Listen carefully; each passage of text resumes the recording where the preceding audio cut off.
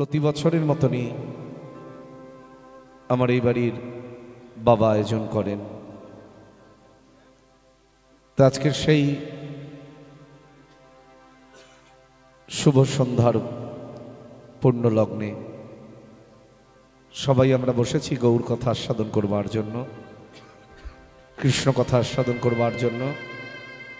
সকলের চরণধূলিকে পাথেয় করে আজ আমরা হরি কথা কৃষ্ণ কথা আস্বাদন করব।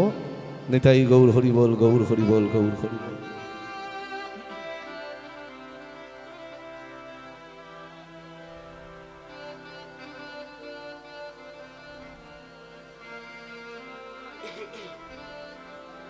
এখন বাবার প্রতি বছর যেটা ইচ্ছা থাকে সেটাই আমায় গাইতে হয়।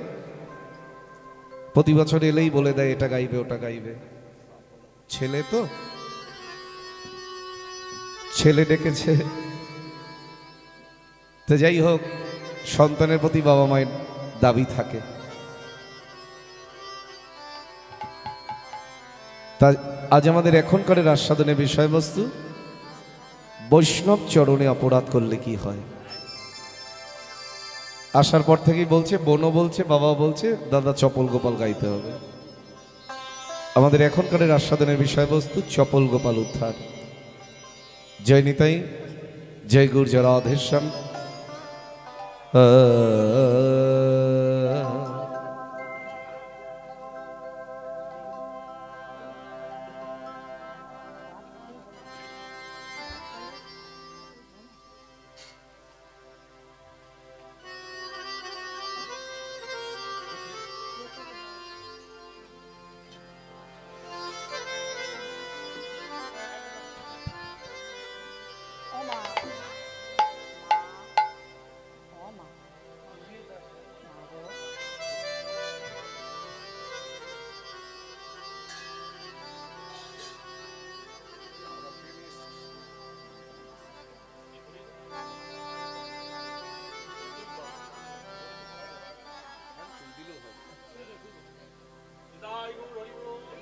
হরি বল, হরি বল, হরি বল।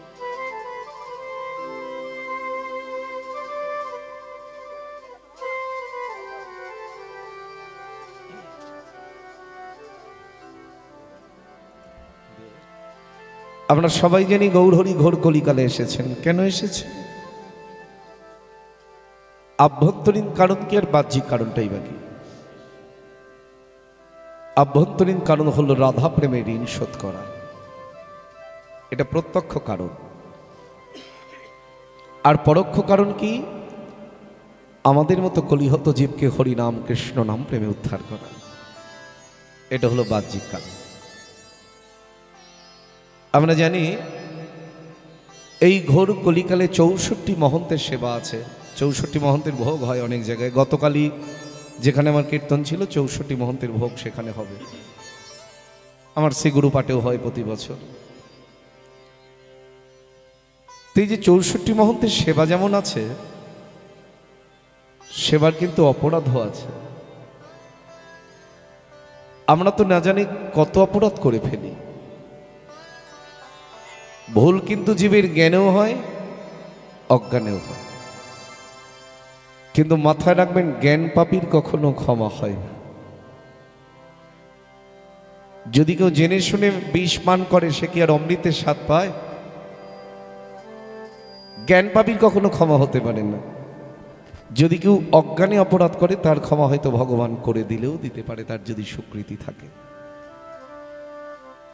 তো মহাপ্রভু খুব সুচতুর ছিলেন, থাকবেন না কেন? তার মতো পণ্ডিত তার তৎকালীন দিনে নবদ্বীপে কেউ ছিল না। যিনি দার্শনিক, দর্শন শাস্ত্রের ছাত্র, নিমাই পণ্ডিত। আহা, অথচ পণ্ডিতের মতন তার আচরণ ছিল না। এই তো পণ্ডিত।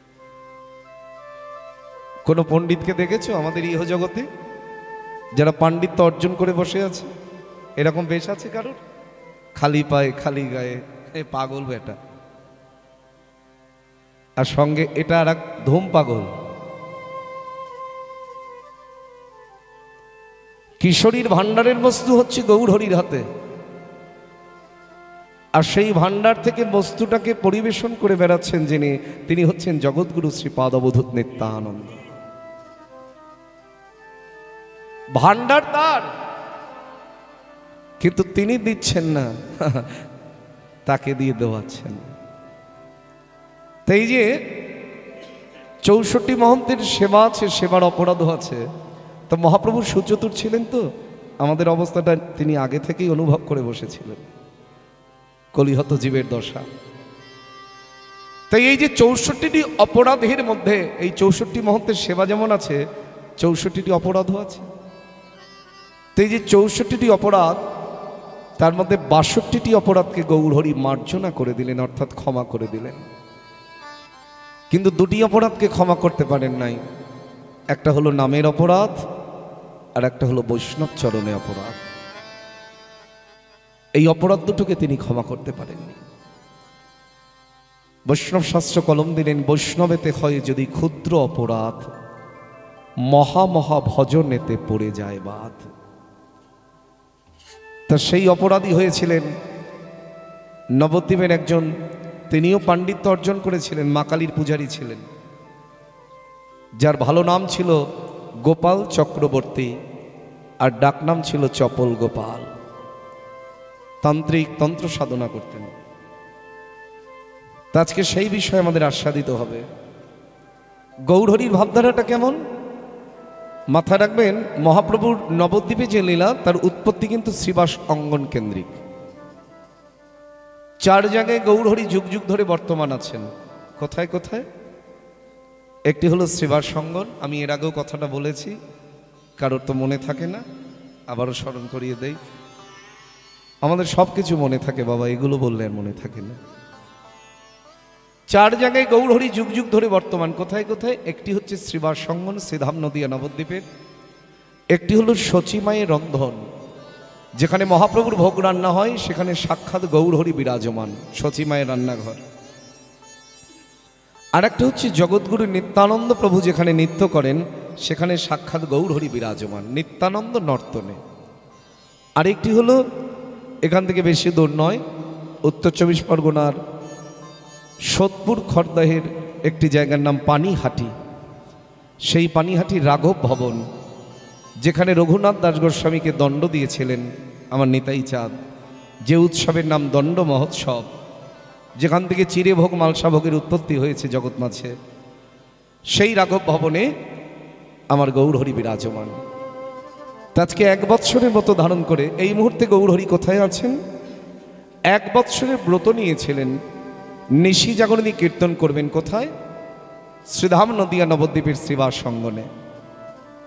বৈষ্ণব মহাজন এক পাশে দাঁড়িয়ে কলম দিচ্ছেন, ওগো কপাটে দেয়া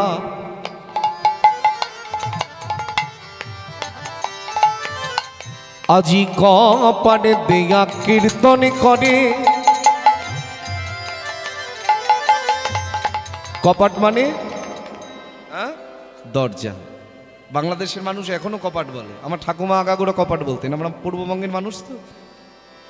মনু কপাটটা দিয়ায়, ওগো কপাটে দেয়া কীর্তন করে,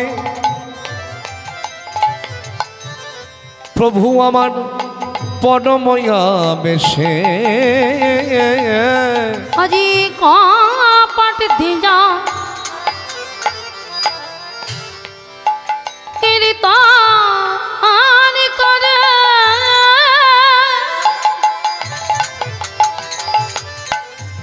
প্রভু আমার পরময়া বেশে।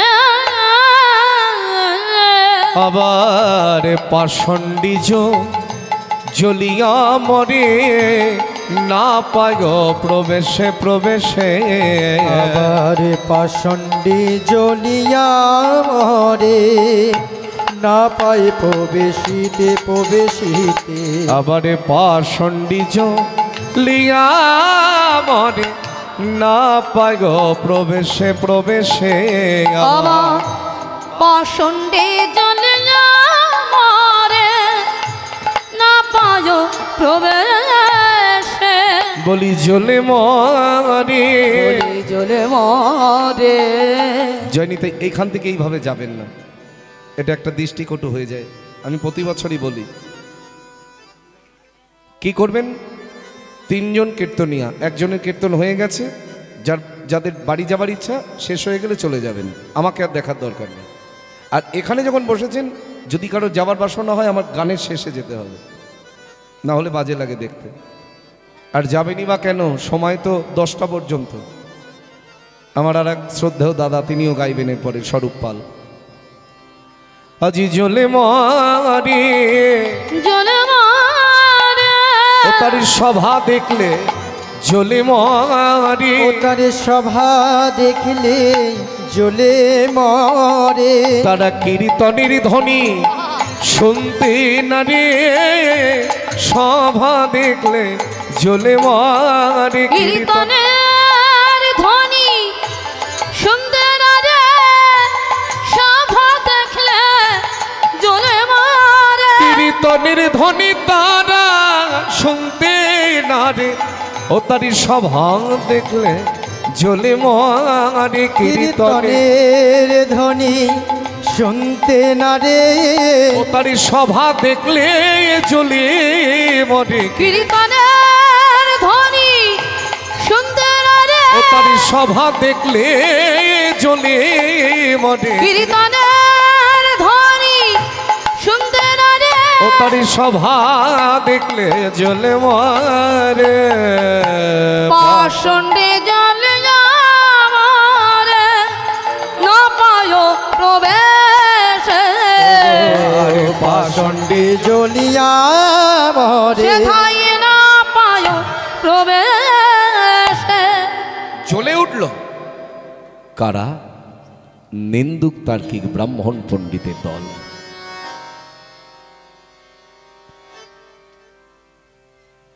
নামগুলো কি? ন্যায়রত্ন পণ্ডিত, বিদ্যারত্ন পণ্ডিত, তর্কলঙ্কা পণ্ডিত, বাচস্পতি পণ্ডিত। এই 4 পণ্ডিত শ্রীবাস অঙ্গনের বন্ধ দরজার বাইরে দাঁড়িয়ে যুক্তি পাকাচ্ছেন কি করে নিমাইয়ের কীর্তনটা বন্ধ করা যায়, কি করে নিমাইয়ের হরিবাসরটাকে ভেঙে দেওয়া যায়। দেখবেন ইহ জগৎ মাঝে আমরা যে যেমন প্রকৃতির মানুষ, আমাদের বন্ধুত্ব ঠিক তেমন প্রকৃতির মানুষের সাথেই হয়। চোরের সঙ্গে চোরের বন্ধুত্ব হয়, মাতালের সঙ্গে মাতালের বন্ধুত্ব হয়, আর সাধুর সঙ্গে সাধুর বন্ধুত্ব হয়। কিন্তু চোর ডাকাত গুন্ডা বদমাশ মাতাল তার যদি স্বীকৃতি থাকে, সাধুর চরণের স্পর্শ লেগে সে অনেক সময় সাধু হয়ে যায়। যে যেমন প্রকৃতির মানুষ দেখবেন ঠিক তেমন প্রকৃতির মানুষের সঙ্গে বন্ধুত্ব হবে। এখন ন্যায়রত্ন পণ্ডিত বিদ্যারত্ন পণ্ডিতকে ডেকে বলছে, ভায়া ওই জগন্নাথ মিশ্রের ঘরে একটা কুপুত্র জন্মেছে। নবদ্বীপে থেকেও তারা নিমাইকে চিনতে পারল না। এর চাইতে দুর্ভাগ্যের আর কিছু আছে? প্রথম সারিতে হচ্ছে ব্রাহ্মণ সমাজ, অপরাধ নেবেন না যদি কেউ এখানে ব্রাহ্মণ থেকে থাকেন। মহাপ্রভু নিজেও কিন্তু ব্রাহ্মণের ছেলে ছিলেন, তথাপিও ব্রাহ্মণ সমাজ তাকে মানতে পারল না। কারণ আমার গৌরহরি যে জাতের বিচার করেন নাই, নিজে ব্রাহ্মণের ছেলে হয়েও কিবা চণ্ডাল, কিবা ক্ষত্রিয়, কিবা শূদ্র, কিবা বৈশ্য, কিবা মুচি, কিবা মেথর, কিবা ডোম, এমনকি মুসলমানের ছেলে। আপনারা তো জানেন নামাচার্য ছিল ঠাকুর হরিদাস পর্যন্ত তার বক্ষম আছে। আমার গৌরহরির মুখাশ্রিত বাণী ছিল একটাই, জাত বলতে একটাই জাত, আমরা সবাই কৃষ্ণের সংসারের জাত। মুচি হইও শুচি হয়ে যদি কৃষ্ণ ভজে, আর শুচি হইও মুচি হয়ে যদি আমার কৃষ্ণ তেজে। তৎকালীন ব্রাহ্মণ সমাজ এটা মানতে পারল না। প্রথম জন যখন বলেছেন জগন্নাথ মিশ্রের ঘরে কুপুত্র জন্মেছে, দ্বিতীয় জন বলছে তুমি ঠিকই বলেছ ভায়া। ব্রাহ্মণদের গোড়ামি তো দেখেন নাই বাবা, এখন তো অনেক সিরিয়ালেও দেখতে পান, নাটক করে করে বলছে ঠিকই বলেছ ভায়া। শুধু কুপুত্রই নয়, মানে কত রক, গোটা ব্রাহ্মণ সমাজের কাছে একটা কুলাঙ্গার হয়ে দাঁড়িয়েছে। আরে ভায়া, নিমাইয়ের আর কি দোষ বলো? গোটা নদিয়া নবদ্বীপের মানুষগুলোই তোকে মাথায় তুলে রেখেছে, শুনলে গাটা একেবারে জ্বলে যায়। আবার তারা বলে কিনা নিমাইয়ের মতো নাকি ছেলেই হয় না। পদকর্তা এক পাশে দাঁড়িয়ে বলছে, রে চিনলি না রে মন,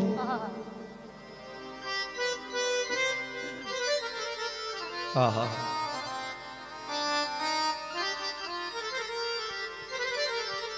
ওরে মন রে, কে বলে গৌরাঙ্গ ভালো ভালো রে, কে বলে গৌরাঙ্গ ভালো, তাকে কে ভালো বলে রে? বাহির উহার সোনার বরণ, ওগো বাহিরে উহার সোনার বরণ, ভিতরে উহার কালো রে,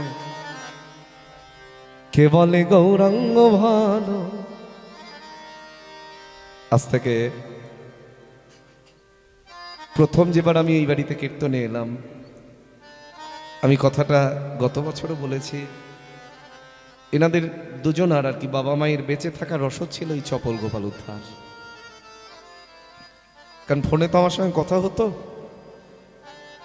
ইউটিউব থেকে নাম্বার নিয়ে এই চপল গোপাল উদ্ধার শোনার পরে ওনারা ফোন করেছেন। দুজনেই করোনাগ্রস্ত ছিলেন, তো বলছে শুধু সারাদিন ধরে তোমার ওই চপল গোপাল উদ্ধার শুনতাম, ওটাই আমাদের বেঁচে থাকার রসদ। শুধু ওনারা দুইজন নয়, আর একটা ছেলে ছিল যে করোনা পেশেন্ট ছিল ৪৫ দিন। এগুলো আপনাদের গল্প মনে হয়। হসপিটালের বেডে যখন একটু সুস্থ বোধ করছে, তখন তার আগে তো ফোন দেয়নি, ফোনটা নিয়ে হাউ হাউ করে খাচ্ছে। দাদা আপনার চরণে আমার কোটি কোটি প্রণাম। আমি কেন? কে বলছো তুমি? বলে আমি মৃত্যুর সঙ্গে লড়াই করে এখন একটু সুস্থ আছি। ৪৫টা দিন হসপিটালের বেডে, শুধু গৌর হরির কৃপায় আর ওই বেঁচে থাকা রসদ চপল গোপাল। ওই লীলা সন্ধে সন্ধে শুধু গৌরকে ডেকেছিলাম যে চপল গোপালের মতন যেন তোমার চরণে আমার একটু জায়গা হয়। তা মা এখনো অসুস্থ, আপনার আশীর্বাদ করবেন। মা যদি অসুস্থ থাকে সন্তানের ভালো লাগে না, আর গর্ভে ধারণ না করলেও মা হওয়া যায়। আমার অনেকগুলো মা আছে, সোনারপুরেও একজন আছেন, ওনারা জানেন, তাদের চেনেন। মানে মনে হয় রক্তের সম্পর্ক দূর হয়ে যাবে। ছোট বোন ছন্দা, মধু ছন্দা, নামটা বড় সুন্দর। ও কিন্তু নিজের দাদার মতন আমায় শ্রদ্ধা করে, এত ভালোবাসে। আমি কীর্তন করে যখনই এদিকে আসি, প্রতিদিন না গেলেও ওর বাড়িতে ২-৪ দিন আমার থাকা হয় বছরে। কোনো সময় কষ্টটাকে কষ্ট বলে মানে না। আরে ছেলেটা তো মানে সোনার থেকে সোনাই হয়, এ কোনো প্রশংসা যথেষ্ট না। আমি অনেক ছেলে দেখেছি এত বাধ্য, এত ধীর স্থির, এত ঠান্ডা, এত ভালো। যাই হোক, ওকে আশীর্বাদ করবেন, ও যেন মায়ের কোল জুড়ে সারা জনম থাকতে পারে। আর যেভাবে এখন স্নেহ ভালোবাসা দিচ্ছে বাবা মাকে, এটা যেন সারা জনম ধরে ধরে রাখতে পারে। কারণ গন্ডগোলটা তো অন্য জায়গায় হয়ে যায়, এই ভালোবাসাটা থাকে না যখন ভালোবাসা ভাগ হয়ে যায়। আমি কি বলতে চাইছি আপনারা নিশ্চয়ই বুঝতে পারছেন। শত ভালোবাসাও যেন মা বাবার ভালোবাসা ভাগ না হয়। জিনিস থাকলে কেউ বুঝতে পারে না, যখন হারিয়ে ফেলে তখন মানুষ অনুভব করতে পারে মাতা পিতা কি জিনিস। এই হচ্ছে বেঁচে থাকার রসদ। আর আমাদের বেঁচে থাকার রসদই বা কি বাবা? কি দিয়ে বাঁচবো আমরা?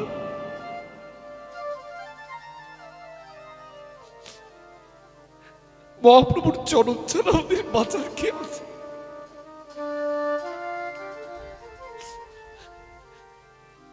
মহাপ্রভুর চরণ ছাড়া আমাদের বাঁচার রসদ আছে বাবা? জাগতিক জগতের ওষুধ খেলে হয়তো ক্ষণিকের রোগ দূরীভূত হয়, কিন্তু তোমার মহাপ্রভুর চরণ ধুলি যদি অঙ্গে মাখা যায়, এই জাগতিক জগতের ব্যাধি তো দূরের কথা, ভবব্যাধি পর্যন্ত দূর হয়ে যায়। যিনি রাধাকৃষ্ণের মিলিত তনু, তাই তো পদকর্তা বলছেন, বাহিরে উহার সোনারও বরণ, ভেতরে উহার কালো। রাধাকৃষ্ণের মিলিত তনু, হেমন দেখ দেখ চেয়ে দেখ, বাহিরে দেখিতে ও সে সরল সুন্দর, যেমতি পটিতে আঁকা, আবার ভিতরে খুঁজিলে দেখিতে পাইবে, তিন ঠাই তিন বাঁকা। আবার ভিতরে খুঁজিলে দেখিতে পাইবে, তিন ঠাই তিন বাঁকা। নানা নদী আর নিময় ছেলে ভালো নয়, নানা নদিয়ার নিমা ছেলে ভালো না। নানা নদী আর নিমাই আমি বলি ছেলে ভালো নয়, নানা নদী আর নিমাই ছেলে ভালো। নানাই আমরা তাকে ভালো বলি নাই, নদী আর নিমাই ছেলে ভালো নয়। না নানা আমরা তাকে ভালো বলি না, বলি নদী আর নিমাই ছেলে ভালো নয়। আমরা তাকে ভালো বলি না, নদী আর নিমাই ছেলে ভালো নয়। আমরা তাকে ভালো বলি না, নদিয়ার নিমাই ছেলে ভালো না, আমরা তাকে ভালো বলি না, নদী আর নিমাই ছেলে ভালো নয়। ও বাচস্পতি, বলি নদী আর নিমাই যে ছেলে ভালো নয় তুমি বুঝলে কেমন করে? বলে বুঝবো না, সারাদিন ধরে যে কাণ্ড কারখানা চোখে পড়ে রে বাবা। নদী আর এপাড়ায় ওপাড়ায় সেপাড়ায় যেখানে নারী জাতি দর্শন করে, ওই নারী জাতির বদন পানে চেয়েছে ও কি করে জানো? হাসিয়া হাসিয়া রমণীর পানে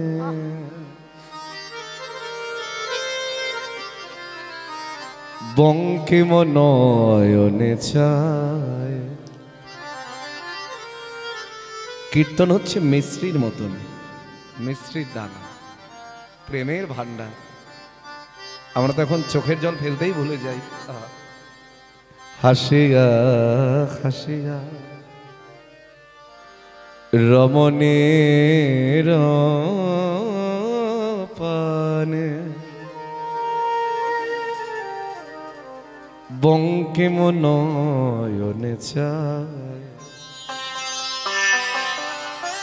শুধু তাই নয় গো, আবার হরি হরি বলে আপনি নাচিয়া, নিজে নাচিয়া এই কলিজীবের নাচায়, কলিজীবের নাচায়, কলিজীবের নাচায়, কলিজীবের নাচায়। ও যে হরি বলে আর হরি বলায়, ও যে হরি বলে হরি বলা, ও যে হরি বলে আর হরি বলায়, ও যে হরি বলে আর হরি বলা। হরি বলতে বলতে ধুলাই করা করি যায়, ও যে হরি বলে আর হরি বলায়। হরি বলতে বলতে ধুলাই গড়া গড়ি যায়, বলি মুখে হরি হরি বলে, হরি বলতে বলতে ধুলায় গড়াগড়ি যায় মুখে হরি হরি বলে হরি বলতে বলতে ধুলাই গড়াগড়ি যায় ওজি মুখে হরি হরি বলে হরি বলতে বলতে ধুলাই গড়াগড়ি ও যে যায় মুখে হরি হরি বলে হরি বলতে বলতে ধুলাই গড়াগড়ি ওজি যায় হরি বলে আর হরি বলা